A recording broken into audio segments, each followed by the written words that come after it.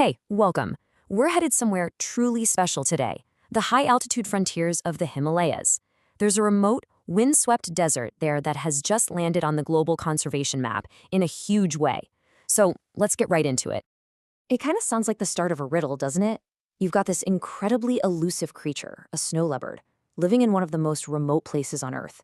And then you have a formal, high-level meeting happening in Paris. Well, the answer to that riddle is actually a fantastic story about conservation, community, and global recognition. All right, so let's start with the big news, the event that kicked all of this off. How exactly did this massive, arid landscape in India suddenly start making headlines around the world? Well, it all went down on September 27, 2025. During a big UNESCO meeting in Paris, the Cold Desert Biosphere Reserve was officially added to its prestigious world network. You know, this isn't just some small honor. It puts this region on par with some of the most critical ecosystems on the entire planet. And you can bet this was a big deal back in India. The Union Environment Minister, Bhupender Yadav, immediately called it a proud moment. And his words really get to the heart of it. It's about two things at once: protecting the incredible wildlife there and making sure the people who call that place home can continue to thrive. The cold desert wasn't the only one getting this recognition. It was actually one of 26 new sites added to the network this year. That's the single biggest group of additions in 2 decades, which really tells you there's a major global push for this kind of conservation right now. Okay, so we know it's important, but what is this place like? Let's take a look inside the cold desert, one of the most extreme environments you can imagine. Seriously, calling the climate extreme is putting it mildly. You can have these pretty pleasant summer days, around 20 degrees Celsius, but in the winter, the temperature absolutely plummets to a bone-chilling minus 45 degrees. We're talking about a landscape of incredible contrasts. And just to give you a sense of the scale, this place is huge, almost 8,000 square kilometers. It sits at an altitude that starts high and goes way, way higher.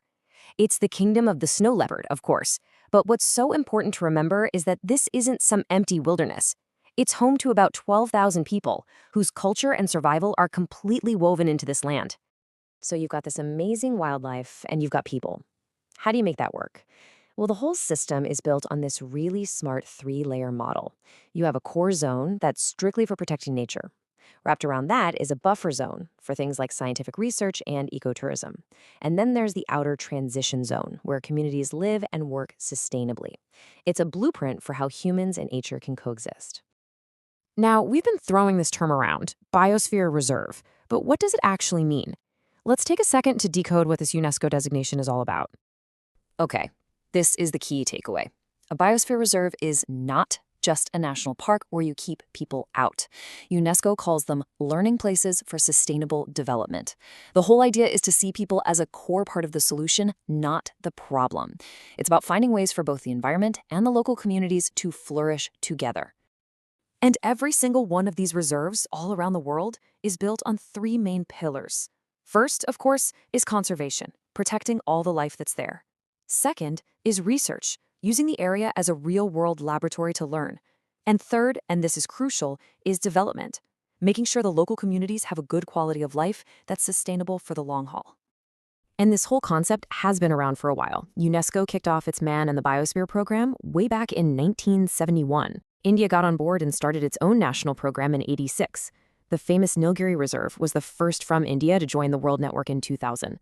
So the cold desert's inclusion in 2025 is really the latest chapter in a long, important story. So now that we understand what a biosphere reserve is, let's zoom out and see exactly where the cold desert fits into India's larger conservation network. This is a really important distinction to make. See, India itself has designated 18 areas as biosphere reserves.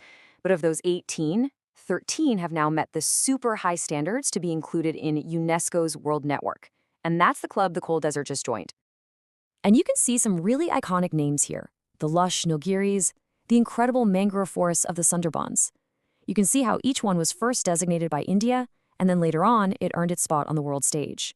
The cold desert was named a national reserve back in 2009, and now, in 2025, it's officially completed that journey. Okay, so a remote desert in India gets a new fancy status. Why should you, or I, or anyone on the other side of the planet care? Well, Let's talk about the global impact, because it's pretty significant. First off, the cold desert has just joined this massive global family. We're talking 785 of these special sites spread all across 142 countries. It's a worldwide network of places trying to figure out how we can all live more sustainably on this planet. And its contribution is going to be huge. Because of its high altitude, it's a critical spot for studying climate change. Think monitoring how fast glaciers are melting. Protecting it helps India meet its promises under the Paris Agreement. It also helps the whole world get closer to the 30 by 30 goal. That's the pledge to protect 30% of the planet by 2030. And maybe most importantly, it offers a real-life example for mountain communities everywhere of how to build a resilient future. And that leads us to a really powerful final thought. This reserve sits right up against international borders. So could its new status as a hub for science and cooperation be the first step towards something even bigger? Like a transboundary peace park that connects nations? It's a fascinating idea, right? That maybe protecting the environment we all share is one of the best ways to build a more peaceful world.